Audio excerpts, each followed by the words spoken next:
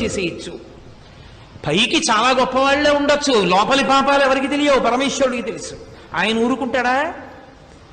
పైకి పుణ్యాత్ముడిలా కనపడుతున్నావు, లోపల పుచ్చిపోయి ఉన్నావు. ఎంత హింసతో ఉంది పాపం.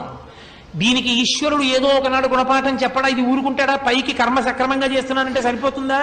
మనస్సు శుద్ధిగా ఉండక్కర్లేదా? దీని మానసిక హింస ఎవరికీ అంగీకరించలేదు శాస్త్రం.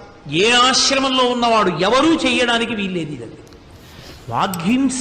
కఠినంగా మాట్లాడి వ్యవస్థ దిద్దడానికి అంగీకరించారు పరిణితి కలిగిన వారికి.